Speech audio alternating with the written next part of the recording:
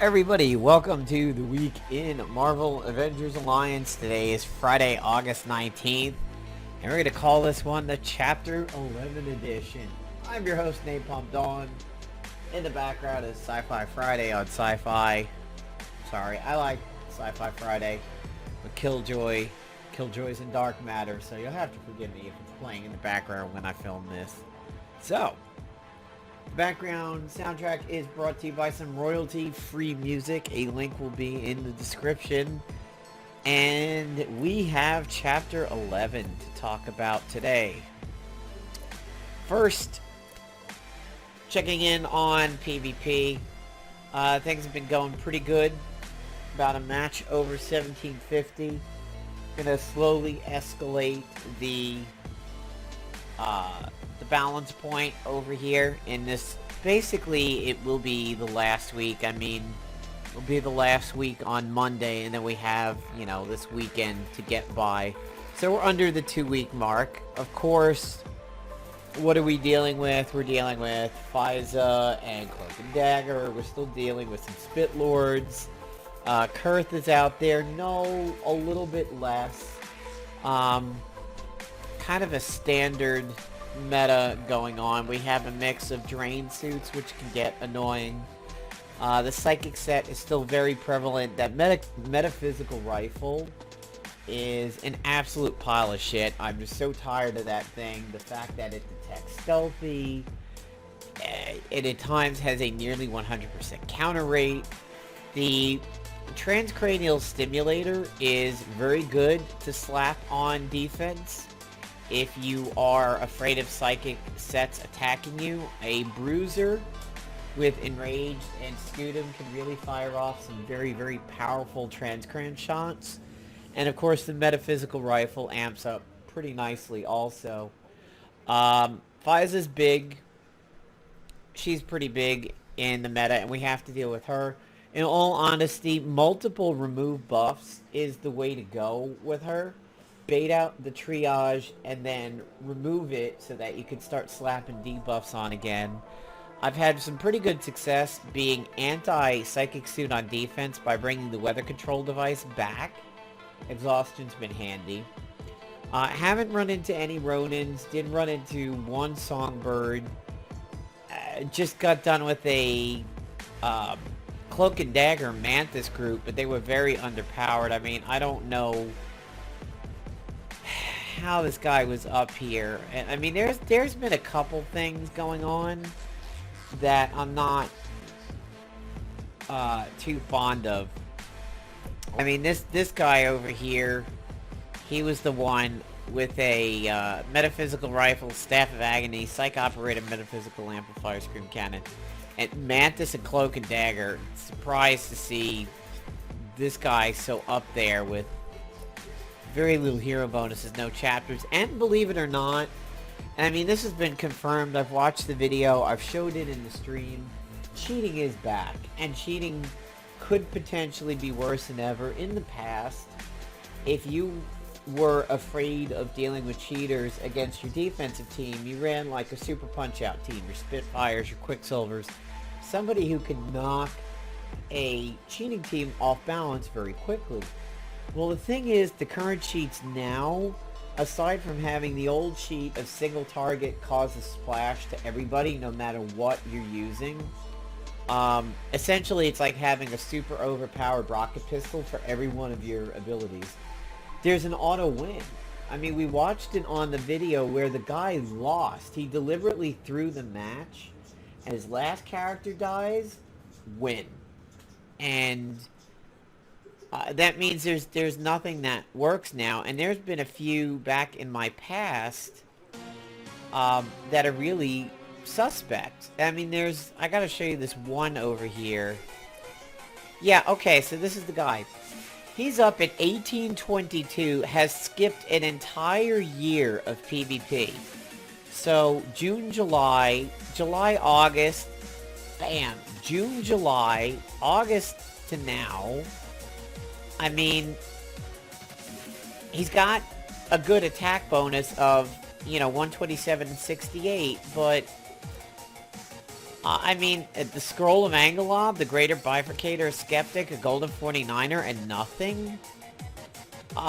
Heroes that is barely more than a scroll's worth? I mean, it just... I mean, nothing ranked above gold, no chapters. This is ridiculous what's going on over here. And I mean, there is a specific subset of players where the cheating is a little bit more rampant, but I mean, Playdom may have worked very heavily to fix the last crop of cheating, but no, it has not completely gone away. It's the constant ebb and flow of the two. It's this evolution of fix the cheaters, set up an anti-cheat, a better cheat. Fix that, a better cheat. I mean, this goes back to in my days of when I had a Commodore 64 and we had anti-copy protection on games, and then there was all kinds of different copy programs that could break it and just break the cracks and everything, and it's this constant flow. And I mean, I think one of them on the Commodore was like something lock, like rapid lock. I don't really remember the name of it, but that was like a big one, and then somebody came and cracked that, and that's what we've got over here. I do have Ronin, and I have 25 boxes that I'm holding on to currently. Offense for my PvP still been doing pretty good. Have lost minimal amounts of matches, less than last season when I was still running Suicide, but with FISA around, my Suicide offense is not recommended. But here's my Ronin as 10 going on 11. I've run him with the Mauling ISO here on Hammer Smash, and there are some people out there that are saying Ronin is not very good, but in all honesty, the proof is in the pudding that he can be amazing, and there's been screenshots and videos of him doing 40 to 60k on his AoE. That's AoE. I mean, you do 40k in this meta right now, you're going to blow out 95% of the teams. So, let's take a look at the task list that I got. So, I need to defeat Surtur. I have to defeat Greithoth with a score over 55,000, and he is an epic in Mission 3, which I didn't do because I had Angela training at the time, and then Man 8 with a score over 70k. This one I hear is giving people a little bit of an issue, but, you know, from what I know, it's the standard call in a deploy, quartermaster, high health, finish with everybody topped off and everything. From what I heard, it's doable, but potentially a little bit tough. Now, there are hero tasks in effect with, like, Scarlet Witch and Valkyrie and everything, and in all the groups that I'm in on Facebook for Marvel-related games, it's like every 8 hours, somebody posts about one of these, and it's like, can you just go back and scroll a little bit in the group? Like, can you read before you post? For the Scarlet Witch one, for the Valkyrie ones, any ones that have used X ability Y amount of times, do not run personal ISOs. Like, my Scarlet Witch was Movie Witch, and she didn't have those ISOs on her. They were on other suits. She didn't have an issue. I haven't hit the Valkyrie one yet, but, I mean, if you have a personal ISO for these people, don't run it for those. It messes it up. Just go stock ISOs on them, and it'll be fine. And remember, since we have a lot of use X person and do Y abilities and everything like that, everything is for free in the Villain Simulator. So if you have the one of, like, use Captain America, Hawkeye, and Black Widow, go to the Villain Archive, pick somebody relatively easy, bring the agent, 2 out of the 3 people, finish them off, go back, swap one of them out for the third person, no energy, no resources, no sim points needed, just use the Villain Sim, and they go away like that. Also in the chapter, we have the bug of anytime we have to kill X amount of mobs out on a map, like Hydra people or demons or Circle of 8, leave the game and come back and you get credit. So if you want to push your tasks away faster, remember, use the sim, don't use personal ISOs, and when you have to kill like any grunts or whatever, just henchmen, close the game and come back. That bug still exists. I don't know why, but it's helpful. We've also had to do flight deck stuff, we've had to do deploys, and we have to collect, we had to collect the agent friendly things over here. That one I had this morning. I had to collect the distress calls, and I was able to do that. That's why I like to have a lot of people where I haven't grabbed their distress calls. This way they're always available for stuff like that. And, I mean, I totally admit, during Spec Ops, I'm much better about visiting all of my allies all the time. On a normal day, sometimes it occurs to me, sometimes it doesn't.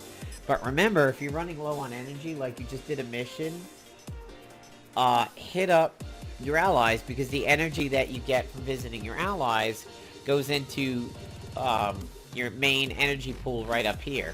So if you're down at 20 and you go visit a bunch of allies, by the time you're done, you may be back up to 40, 45 or so.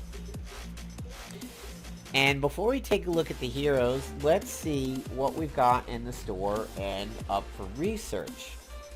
Now, I'm not up to the point yet where I have the weapons and the research and whatnot. I mean, when a chapter comes out, I take it kind of slowly. I don't necessarily just breeze through them. I mean, I know the content is going to be around for a while, so the new Mighty stuff is available for 30 gold a pop, and these do come in their final form, like the magic warding, the diffuse defense, and everything like that.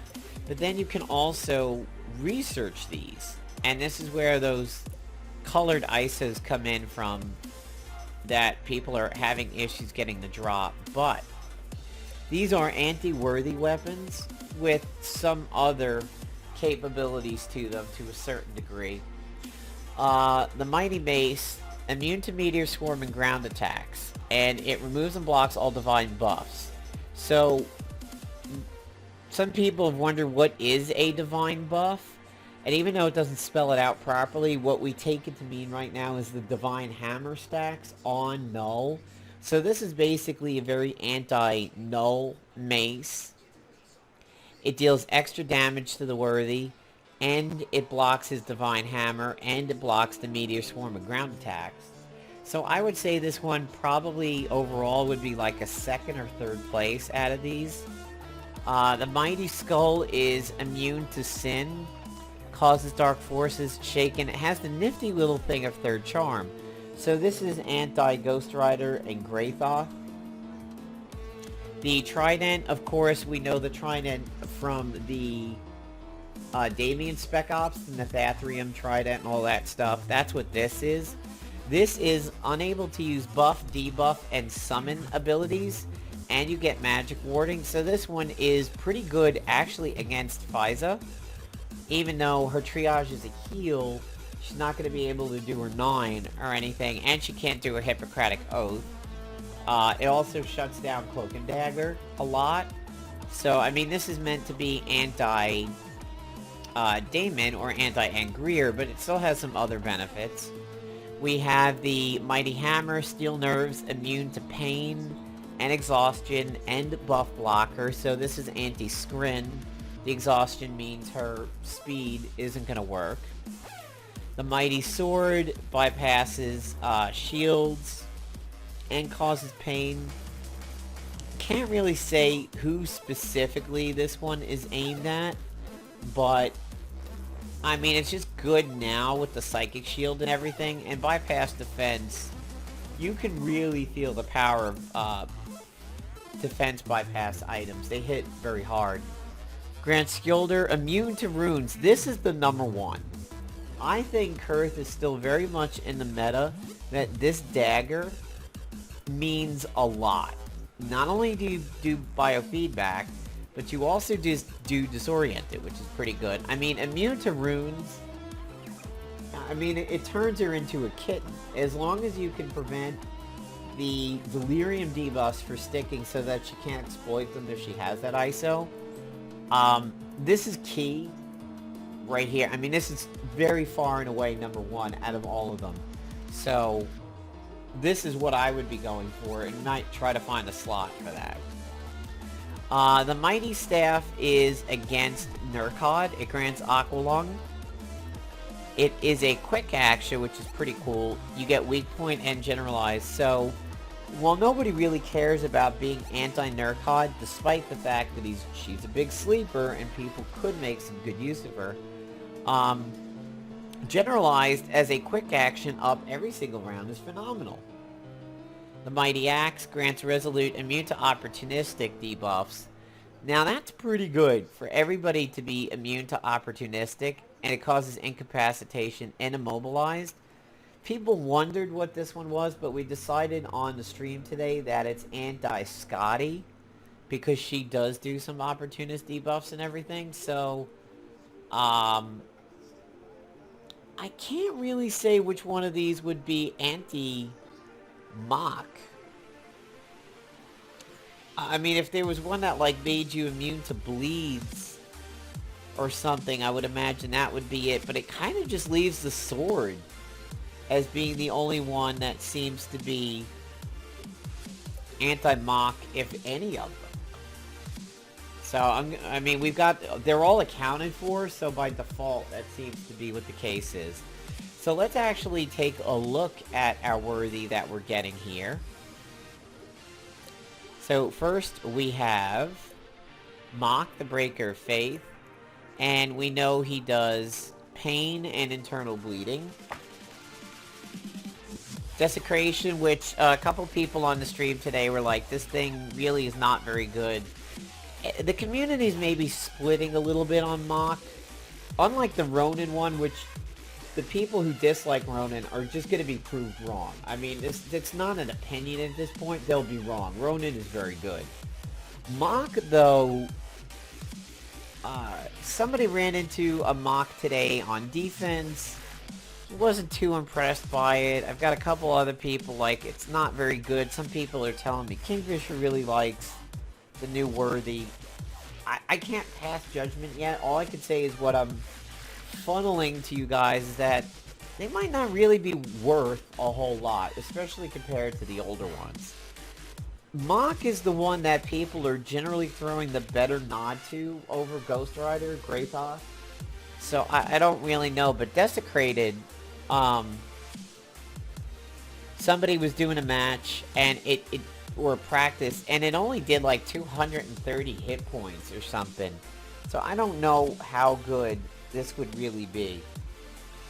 Hammer and Shield is the multifunction of the everybody applies internal bleeding and the worthy Warhammer. Honestly, one of the best things you could do for him would be like the Devourer and Ravaged. I mean, anybody, let's take a look at Ares for a moment. I think Ares can increase bleeds. I mean, anybody with the Hunter... Alright, here on Drax, Hunter Senses. Takes 10% less damage for each application of bleeding and poison. So, I mean, like, Drax would benefit from Mokk, because not a lot of damage would get done to him. Ravaged. I mean, anybody who applies Ravaged would really, really help. But then again, you still have to deal with fires, so even though she can't fix internal bleeding, the Ravaged will go away, and you won't take as much damage from it. But, yeah.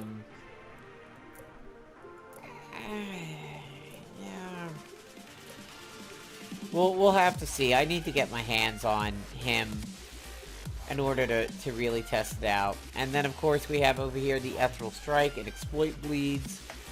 The Damnation, And then we have Nightmare, which is a summon, which could be a quick action due to on-call.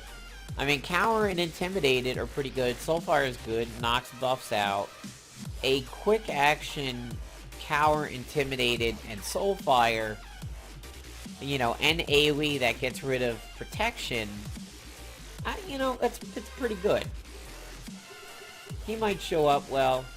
I mean, with a bruiser, he's got some good bruiser items that he could do, but unlike the Black Knight version of him, he never really protects. He doesn't step in front of anything, so we don't necessarily know how good bruiser will be for him.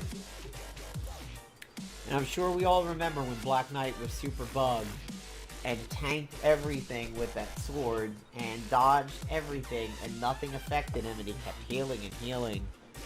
That was a ridiculous time.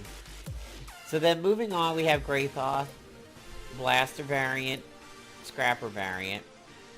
He has a built-in Resurrect ISO that's specific to himself.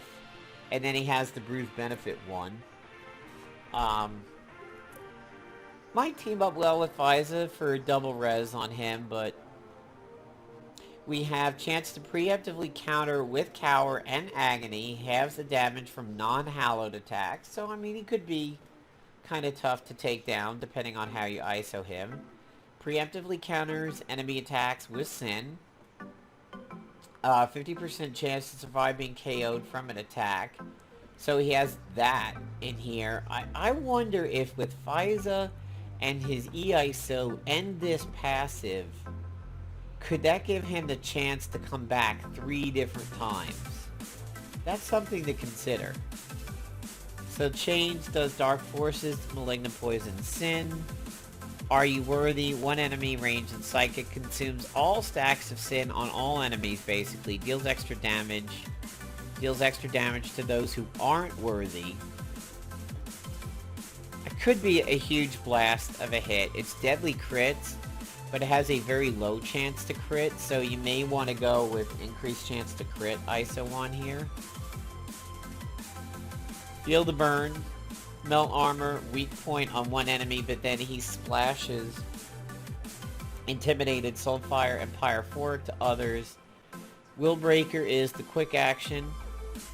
Gains Greithoth's Glory equal to the number of Sin effects on all enemies, increases attack and defense. So you maybe want to wait this one out a little bit. I mean, it is up every round.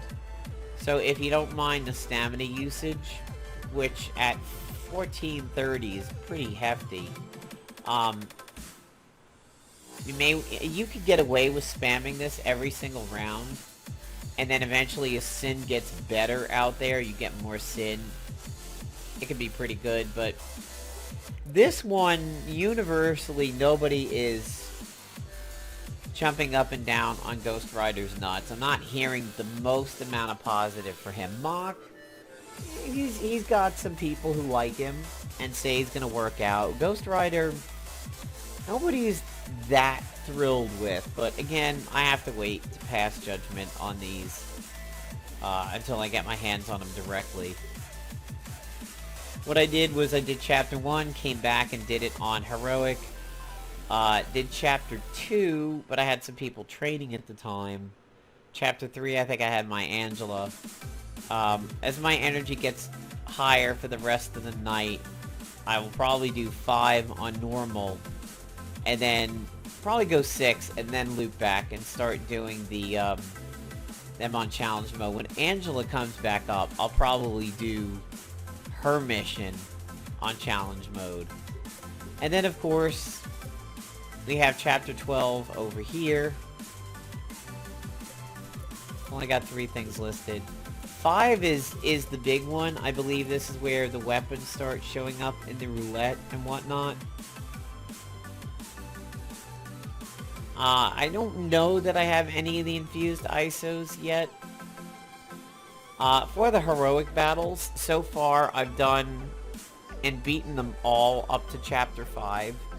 The Cami Drax one, how I managed to pass that one is I put my one Sudarasu on Cami's Mine ability, one, and I was able to get mines out on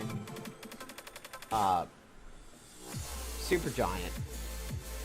And God, is that her name? It's Black Dwarf. Yeah, the annoying mind games bitch.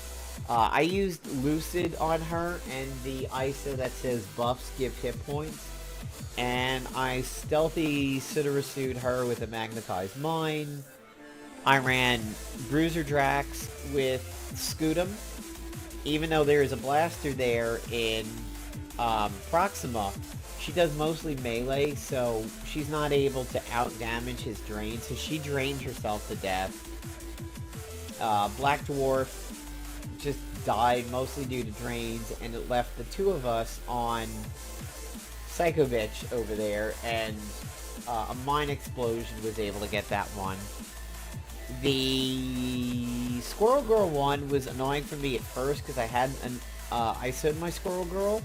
So once I gave her ISOs and got her accuracy up there, it got better because Tactician against an Infiltrator, because I was using the cosplay costume, and it was really rough because I couldn't hit the Infiltrator, so I failed the first time, ISO'd her up, she was fine after that. The Ant-Man one took me a few times, was doing that one on the stream today. Again, a case of, he's 14, I had to give him some ISOs. I gave him a few neat ones that worked out pretty well. Some people are recommending Sting, some people are recommending Shadow Walker, which I hadn't picked up yet. But I went with Dim Reflection, and I went with Countermeasures.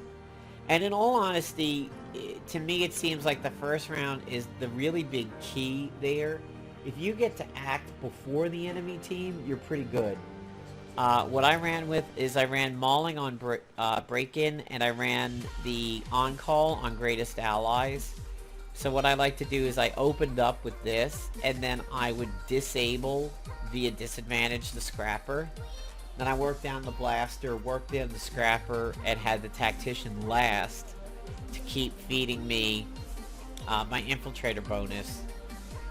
And as long as you can go into round 2 without him having his shot at redemption used, then you're good to go. But Crossfire is capable of trying to fatal blow you a lot. It gets really annoying when he times that right. But it wasn't too hard once I got the hang of it. And I went with mostly like greens and purples on him for the health, the attack, and the accuracy. And I haven't done the A-bomb one yet. There is a heroic that I'm missing. Squirrel Girl, Ant-Man, Cammy Drax. There's another one, and I happen to be forgetting it at the moment, but it's not really sticking out of my brain, so I must have passed it particularly easy. So I'm definitely looking forward to getting through the rest of the chapters, and you know, this chapter is messed some people up with the fact that there's not really weapons and gadgets and everything dropping, other than the fact that the Golden Sextant's pretty good. Some people are a little annoyed by it, but in all honesty, you have to think of the power of anti-worthy weapons. I mean, the anti-Kuurth weapon alone is really, really huge, and unless you're so hard up to not rotate that in on offense and defense in the slot, it's got a huge enough value. I'm not saying you should anchor your enjoyment of this chapter solely on the worthy weapons or the mighty weapons, but the Kuurth one does kind of make up for a lot of bullshit. And so does the Null one, but Null's fading a little bit. So, alright guys, there is the week in Marvel Avengers Alliance. Over in Marvel Avengers Alliance 2, nothing crazy happening there. No new heroes, no new chapters. We're in a break in PvP, so I'm going to be doing a video on that.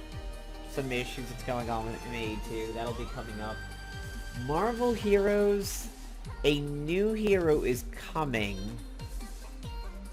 forgetting who it is. Ultron was the newest that's available. I have a lot of fun with him. He's fun. There's a video on the channel of that. And of course, Marvel Future Fight has had a big update. There's this championship Alliance versus Alliance thing going on. We have new specials for the new Avengers, like Wiccan and Songbird, Squirrel Girl and Gwenpool and all that. So that game has changed extensively. I've done a video on those changes, so check them out on the channel. And if you like the week in Marvel Avengers Alliance, go ahead and subscribe, give a like, and let's get some discussions going on down below. See you, everybody.